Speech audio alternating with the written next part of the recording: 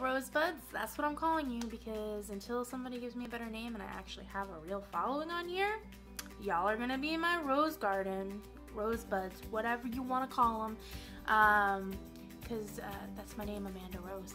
Anyways, so some people have asked for it. I've already announced it on my TikTok. I know a few people have asked me like, hey, you said it was coming soon. It's coming now. I've been working crazy, like 2 jobs, so here we go. If you want to know how I go from these very awkwardly ill-shaped crazy eyebrows to these, stay tuned and watch the video. Alright, yeah. So we're gonna go in with the first product. This is the Smashbox Lash Primer. I actually like getting the mini of this because of the size of the brush. It's more like a typical brow tint size. The reason that I like the Lash Primer is it literally is like priming my brows for what we're about to do. And this brush on the Smashbox one, I'm obsessed. It's like great for really getting at the root and like pushing all those brow hairs up. So I like to coat generously. Try not to get it on your eyelid. Like, it's gonna get on your forehead a little bit where we're about to put our brow hairs, but it, you know, it's not a big deal. So yeah, really coat them well. Boom! Now, let's do the other side. And I like use that comb to like really comb the hairs, and then I'm pressing the side of the brush with the other shorter bristles that really have that product on there to coat the lashes. Oh, I got some on my eyelashes.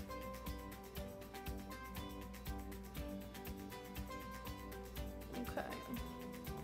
So now that we're all generously coated with lash primer, before that starts to get too dry, I like to take my fingers. I'm literally, you gotta do this one go, no stop. Take my finger in the direction that I want my brow hairs to go and kind of lay, and literally just squeegee my brow to my face. Now, sometimes you'll get like one spot where it kind of clumped together a little bit. I use, where is it? I have an eyelash comb. And I'm just gonna kind of comb that area a little bit and then plaster those hairs right back down. So now it's a little less clumped all together. And then just lock them in place so they don't go anywhere before we fill them in. It's gonna sound crazy, okay? But spray and stay, better than sex, hairspray. Yes, on a finger, normally I use a Q-tip. Hold on, wait a minute. I don't have any Q-tips right now, but I do have lip wands. So I'm gonna use the end of the lip wand, and I just spray into like a paper towel or whatever. I'm gonna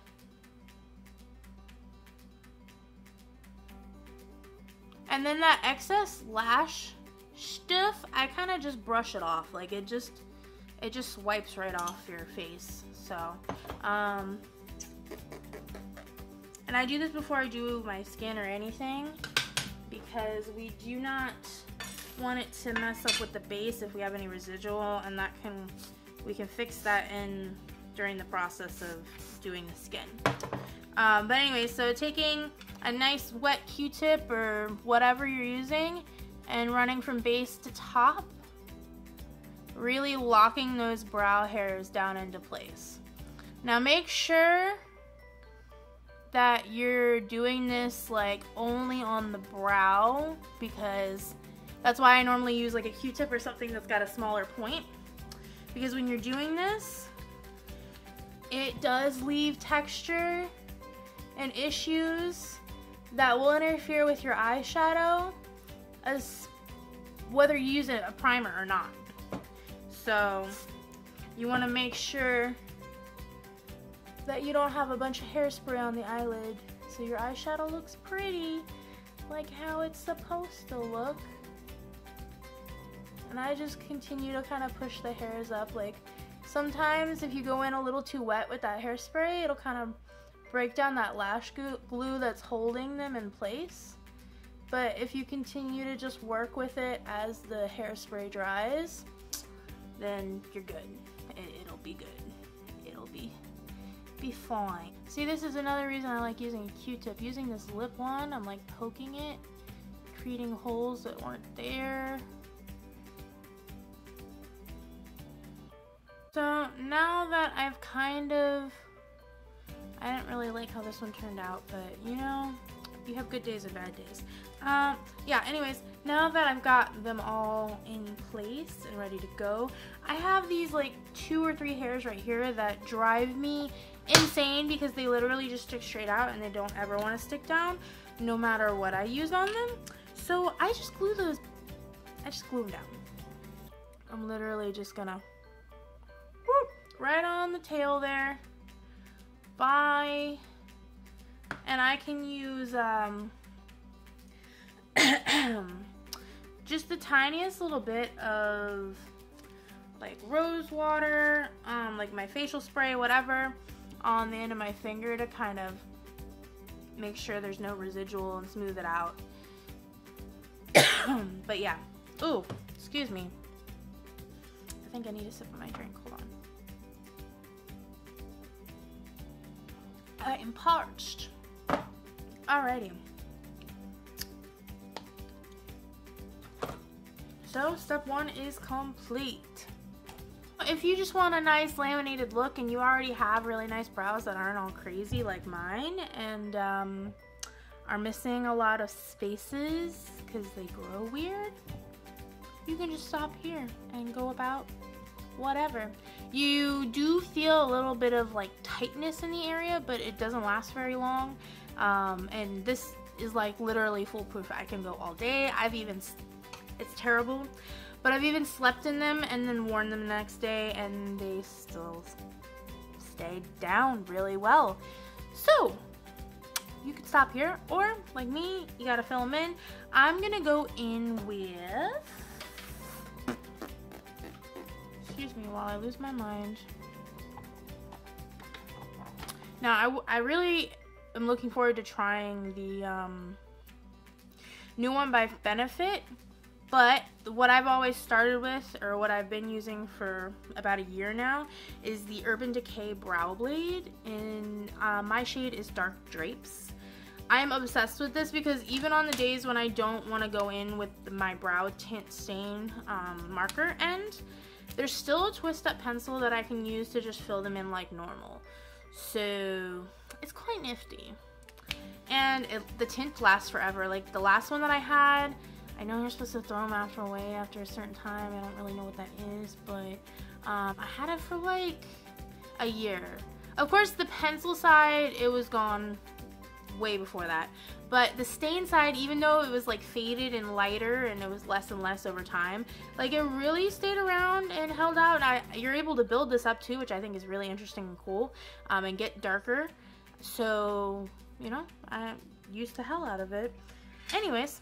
So, it's really simple. You just take your stain here, since we've got them laminated, we don't need to fill them in with a pencil. And I'm literally just going to draw in the hairs that are missing.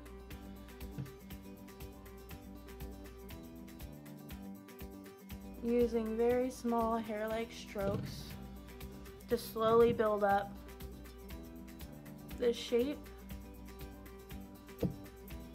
where I need it to be, where I want it to be. And then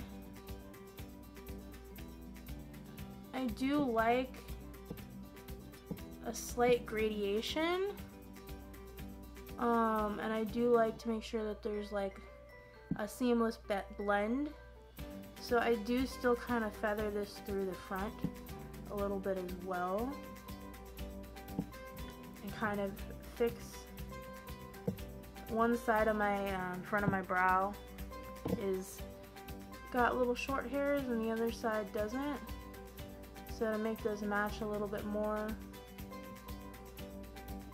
I'm making sure that every brush stroke for the most part starts at the bottom, or if you're not, that you're really not like poking it in, you're just kind of flicking it will give you the best results. This is really difficult to do like this. Alright, so once I have the general shape and amount of fill that I want for the brow, I like to go in and make it nice and crisp at the bottom, so you still get a really nice defined slayed brow. Yeah, brows on fleek. I know that's dated, but whatever. Anyway, so I'm gonna go in. I start about here, and you're just going to do small little strokes and start creating the line and making that shape more, you know, nice and perfect.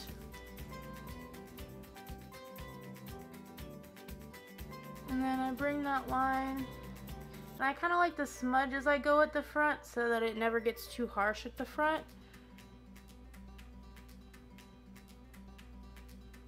But bring that line all the way down to like the front of the brow.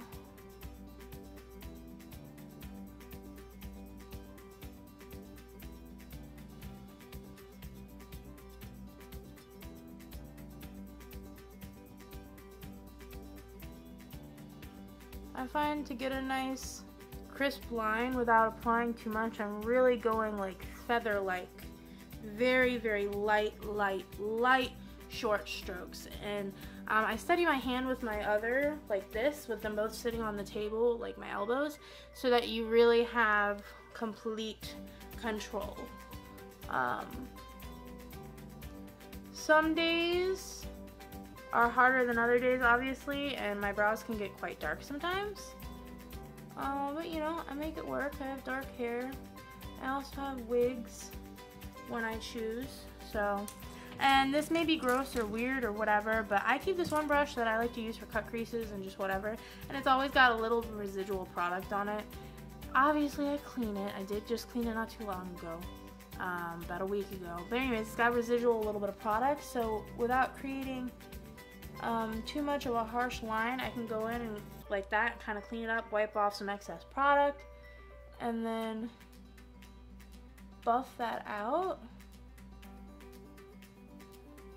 and kind of help clean up the upper part of the brow without creating like any kind of real harsh line, because you know it's supposed to be more of a laminated type look, right? Really pretty, natural, fluffy brows. And then for the tail, I just kind of straight line, bring it to a point, and then flick those hairs out. So it looks nice and fluffy, but you still get a really nice, beautiful shape from it. Sometimes you make an oopsie, but just like old school brows, you can clean that up. I'm going to use that same residual brush and actually dip back into some of the product that I just put on my wrist. I know this is gross, but guys, I'm poor. This is how you cope. And I'm going to smudge it right, starting from underneath and working my way up higher and higher, going back and forth to help clear that up without messing up what I've already done or putting too much product there, since I want to go over with my eyeshadow primer. I don't like the look of like a super cut brow. Like, I like having a nice clean line, but not the look of like I took my concealer and made this nice clean line. Like, I know it sounds weird, but to me this way just seems a little more natural. So anyways, yeah, I'm going to fill in the other brow now. This one's probably going to turn out better. Watch. You always start on your bad side, because then when you go in on your good side, oh, and by the way, your bad side, I'm going to teach y'all something. If you're right-handed, start on your left side first. If you're left-handed, start on your right side first. Anything that you do on the opposite side is going to be more difficult just due to the angles and all of that. So if you've done it here, it'll be much easier and quicker to recreate it on the other side that you normally, you know, is easier for you to work with because you're right-handed. I'm right-handed. Anyways, it was an extraneous explanation. Okay, same deal. This brow has a little more hairs than the other one.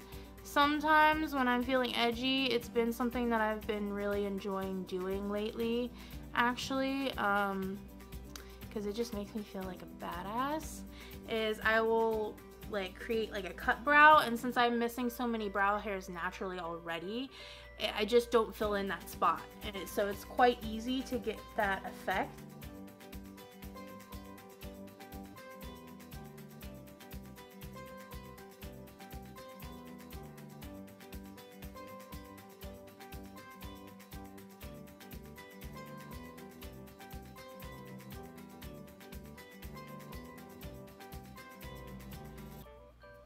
Another thing too, what's great about this is if, like, when I start to line the bottom underneath of my brow, if it's not too bad, like too low, I can kind of just wipe away at it and not have to worry about having to clean it up with a concealer, which is really nice.